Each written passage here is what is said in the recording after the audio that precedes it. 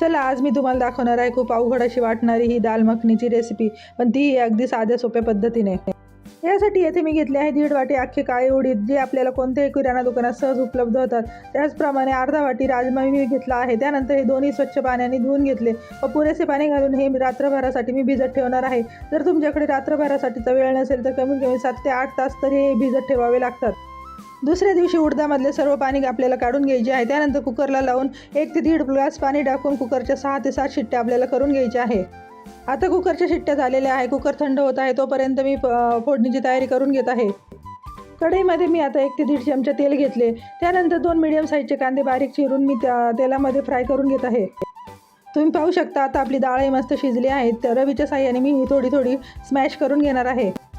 आता कांदा मस्त परतलेला आहे। त्यानंतर त्यामध्ये 1 चमचा आले लसणाची पेस्ट व 1 चमचा बटर घालून हे पुन्हा एकदा 2 ते 3 मिनिटांसाठी व्यवस्थित परतून घ्यायचे आहे। त्यानंतर 2 मीडियम साईजच्या टोमॅटोची प्युरी मी येथे करून घेतली आहे, ती मी या कांद्यामध्ये टाकून व्यवस्थित तेल सुटेपर्यंत फ्राय करून घ्यायचं आहे। आता सर्व सुके मसाले यामध्ये टाकून घ्यायचे आहे। त्यामध्ये मी 1 तेजपान टाकले। त्यानंतर 2 चमचे लाल मिरची पावडर व 1 चमचा धना पावडर टाकून हा मसाला पुन्हा एकदा तेल सुटेपर्यंत आपल्याला परतायचा आहे। तुम्ही आता पाहू शकता मसाल्याला मस्त तेल सुटले आहे। त्यानंतर आपण शिजलेले उडीद यामध्ये घालून घ्यायचे आहे। हे आता सर्व व्यवस्थित एकत्र करून घ्यायचे आहे। त्यानंतर गरजेनुसार पाणी टाकायचे आहे, परंतु पाणी टाकताना आपल्याला इथे गरम पाण्याचाच वापर करायचा आहे। अशा प्रकारे आपल्या आवडीनुसार व कन्सिस्टन्सी मेंटेन करण्याकरिता आपल्याला हवे तेवढे गरम पाणी यामध्ये घालून घ्यायचे आहे। गरम पाण्याचा वापर केल्यामुळे आपली ग्रेव्ही व्यवस्थित मिळून येते, म्हणजे पाणी एकीकडे आणि डाळ एकीकडे असे काही होत नाही।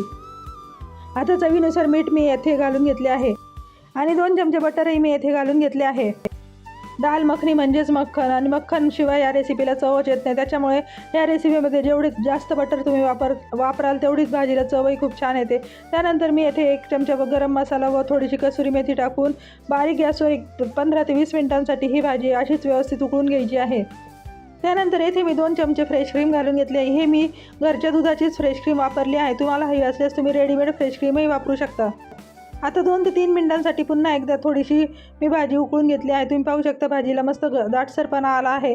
सर्व करताना यावर पुन्हा एकदा फ्रेश क्रीम आणि बटर घालून ही सर्व करू शकता। त्यानंतर पराठ्याबरोबर नानबरोबर ही भाजी खाण्यास खूप छान लागते। तुम्हाला जर ही रेसिपी माझी आवडली असेल तर माझ्या चॅनलला नक्की सबस्क्राईब करा। थँक्यू।